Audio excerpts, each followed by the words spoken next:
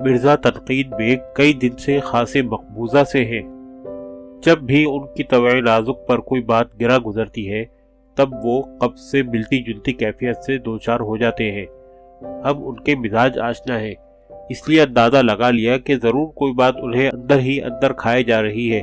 وہ بات ہے کیا؟ اس کا ہمیں کچھ اندازہ نہ تھا۔ کل ہم مرزا کی خدمت میں حاضر ہوئے تو ان کی کیفیت دیکھ کر پوچھ لیا کہ آخر کیا بات ہے؟ مرزا نے خاصے دل برداشتہ لہجے میں بتایا، سوچا تھا بہت دن ہوئے نہ خود خشک میوے کھائے ہیں نہ اہل خانہ کو کھلائے ہیں، چلیے کچھ خشک میوے خرید لاتے ہیں۔ آج کل تو سبزیوں اور پھلوں کے دام پوچھنے سے پہلے بھی تھوڑا بہت سوچنا پڑتا ہے کہ بتائے جانے والے دام ہم جھیل بھی پائیں گے یا نہیں، ایسے میں خشک میووں کے دام پوچھنا۔ جو تھوڑی بہت ہمت رہ گئی ہے اسے بہت مشکل سے جمع کیا اور خشک میووں کے ایک ٹھیلے کے پاس رک کر دام پوچھے۔ یقین کرو جب دام سنے تو جو تھوڑی بہت کسر رہ گئی تھی وہ پوری ہو گئی، یعنی بدحواسی کی تکمیل ہوئی۔ یقین ہی نہ آیا کہ ہم نے خشک میووں کے دام پوچھے ہیں۔ جو دام ہمیں بتائے گئے وہ تو بالعموم صراف کے ہاں پائے جاتے ہیں، یعنی سونے چاندی کے زیورات اور جواہرات کے۔ دام سن کر آن کی آن میں خون خشک ہونے لگا۔ ایک لمحے کو تو ایسا لگا کہ خشک میووں کے دام بتا کر ہمیں آئینہ دکھانے کی کوشش کی گئی ہے۔ خیال آیا کہ خشک میوے فروخت کرنے والے صاحب کہیں ہم سے کھلواڑ تو نہیں کر رہے۔ ہم نے پوچھا چلغوزوں کا دام کیا ہے؟ انہوں نے بتایا کہ آج کل کوئٹہ والا صاف ستھرا چلغوزہ 1800 سے 2000 روپے پاؤ کے نرخ پر فروخت ہو رہا ہے۔ پھر انہوں نے کہا 10 روپے نکالیے۔ ہم نے پوچھا وہ کس بات کے؟ بولے چلغوزے کی عظمت اس میں ہے کہ اس کے دام بتانے کے بھی پیسے لیے جائیں۔ ہمارا استدلال تھا کہ فی زمانہ خشک میوے کھانا انسان کو عام سی تر و تازہ اشیاء مثلاً سبزیاں وغیرہ کھانے کے قابل بھی نہیں رہنے دیتا۔ دل خراش حقیقت یہ ہے کہ اہل خانہ کی خوشی کی خاطر ایک ایک پاؤ بادام، پستے، کاجو، اخروٹ، انجیر، کشمش وغیرہ خرید لائیے تو گھر کے بجٹ کو دوبارہ متوازن اور مستحکم بنانے میں 2 ماہ لگ جاتے ہیں۔ گویا بقول بشیر بدر، پاؤں پھیلاؤں تو دیوار میں سر لگتا ہے۔ انسان یہ سوچنے پر مجبور ہو جاتا ہے کہ دل کی بات مان کر 1 یا 2 دن خشک میووں سے محظوظ ہونے کی خاطر گھر کا 15 دن کا راشن کیوں داؤ پر لگایا جائے۔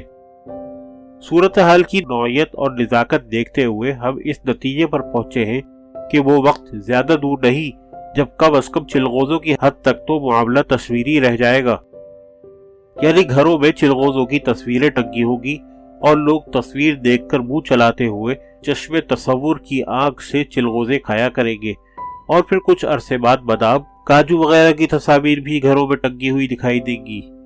ہم نے ڈرتے ڈرتے مرزا سے استفسار کیا کہ آپ کو کس عقل مند نے مشورہ دیا تھا کہ اس عہد پرفتن میں جب 2 وقت کی روٹی کا ڈھنگ سے اہتمام کرنا بھی جوئے شیر لانے سے کم نہیں ٹھہرا ہے، خشک میووں کی طرف جائیں؟ مرزا عام طور پر ہماری کوئی بات آسانی سے اور فی الفور نہیں مانتے، مگر یہ بات سن کر تھوڑے سے شرمندہ دکھائی دیے۔ ہم نے سوچا ایسے میں مرزا کی تصویر کھینچی جائے تو اچھا ہو، کیونکہ وہ کبھی کبھار ہی تو شرمندہ ہوتے ہیں۔ ایسی کوئی بھی تصویر ہمارے لیے مستقل دل بستگی کا سامان کر سکتی ہے۔ ہمیں خشک میووں کی عظمت پر رشک آیا کہ ان کی بدولت مرزا کو قدرے شرمندہ دیکھ لیا۔ بات 1 سال کی ہوتی تو ہم برداشت بھی کر لیتے، یہاں تو معاملہ یہ ہے کہ کئی سال سے چلغوزے دکھائی بھی نہیں دیے۔ فریاد کر رہی ہے ترستی ہوئی نظر، دیکھے ہوئے کسی کو زمانے گزر گئے۔ ٹھیلوں پر خشک میوے فروخت کرنے والوں سے پوچھنے پر جو جواب ملتا ہے اس کا مفہوم کچھ یوں ہوتا ہے کہ نہ نومن تیل ہوگا نہ رادھا ناچے گی، یعنی یہ کہ ٹھیلے کا باقی مال ایک طرف اور 2 کلو چلغوزے ایک طرف۔ موسم سرما آ چکا ہے، فضا سرد سے سرد تر ہوتی جا رہی ہے۔ کہتے ہیں کہ سردی میں چیزیں سکڑتی ہیں، ایسا ہوتا بھی ہوگا، مگر ہمارے یہاں حال یہ ہے کہ بعض اشیاء کی قیمتیں سردی کے وارد ہوتے ہی پھیلنے لگتی ہے، اور ایسی پھیلتی ہے کہ دیکھتے رہنے کے سوا کوئی آپشن نہیں رہ جاتا۔ مونگ پھلی کی کیا حیثیت ہے؟ 6 پندی اور 6 پندی کا شوربہ، کبھی سوچا بھی نہ تھا کہ ایک دن مونگ پھلی کے دام ہمیں شرمندہ ہونے پر مجبور کریں گے۔ اب یہی مونگ پھلی سینہ تانے ہمارے سامنے کھڑی ہے۔ کراچی میں سکی ہوئی مونگ پھلی 100 روپے پاؤ کے نرخ پر فروخت ہو رہی ہے کہ بادام پستے خریدنے کا خیال ترک کرنے والے اب مونگ پھلی خریدنے سے بھی باز آنے کا سوچنے لگے ہیں۔ ایک زمانہ تھا کہ موسم سرما کی آمد کے ساتھ ہی ذہن میں خشک میووں کی گھنٹیاں بجنے لگتی تھی۔ چلغوزہ، اخروٹ، بادام، پستے، کاجو، انجیر، کشمش، خوبانی اور دیگر بہت سے خشک میووں کی خریداری کا سلسلہ شروع ہو جاتا تھا۔ مرد و زن، بچے بڑے سبھی شدید سردی میں خشک میووں کے مزے لوٹنے کے لیے بےتاب دکھائی دیتے تھے۔ اب زندگی نے غریبوں کو اس طور لوٹ لیا ہے کہ یہ خشک میووں کے مزے لوٹنے کے قابل بھی نہیں رہے۔ کوئی غریب چلغوزے یا بادام پستے کھاتا دکھائی دیتا ہے تو شک گزرتا ہے کہ کہیں ڈاکہ تو نہیں ڈالا۔ خشک میوے پہلے بھی نسبتاً مہنگے ہوا کرتے تھے، مگر اب تو انہوں نے قیامت ہی ڈھا دی ہے۔ یہ ہماری دسترس سے ایسے دور ہوئے ہیں کہ ہمارے پاس اب اپنی بے بسی کے ماتم کے سوا کوئی آپشن نہیں بچا۔ ایک دور تھا کہ عام آدمی بھی کسی نہ کسی طور تھوڑی سی مقدار ہی میں صحیح تمام خشک میوے چکھ لیا کرتا تھا۔ اب چلغوزے کھانے کے تصور سے بھی دل کانپ کانپ اٹھتا ہے۔ بادام پستے اور کاجو ہر دور میں تھوڑے سے مہنگے ہی رہے ہیں، تاہم انجیر عام آدمی کی دسترس میں ہوا کرتی تھی، اور اخروٹ بھی۔ اب انجیر بھی 800 تا 1000 روپے فی کلو کے نرخ پر فروخت ہو رہی ہے۔ یہی حال اخروٹ کا ہے۔ جب مونگ پھلی 100 روپے کے نرخ پر فروخت ہو رہی ہے تو انجیر اور اخروٹ کے مہنگے ہونے کا رونا رونے کی گنجائش ہی کہاں رہتی ہے۔ معاملات اس منزل تک پہنچ گئے ہیں کہ کسی اسٹور پر خشک میووں کے دام پوچھئے تو دکاندار سر سے پاؤں تک جائزہ لیتا ہے اور حلیے سے اندازہ لگانے کی کوشش کرتا ہے کہ بندہ کچھ لے گا بھی یا محض دل پشوری کر رہا ہے۔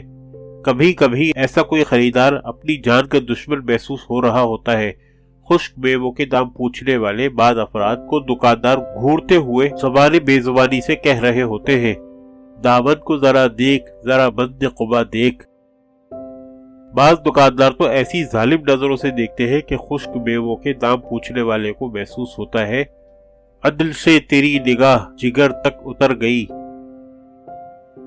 وہ وقت اب زیادہ دور نہیں لگتا جب خشک میوے فروخت کرنے والے دکان پر بورڈ لگایا کریں گے کہ کمزور دل اور منتشر و شکستہ اعصاب والے افراد خشک میووں کے دام پوچھ کر صحت کے لیے کوئی بڑا خطرہ مول لینے سے گریز کریں۔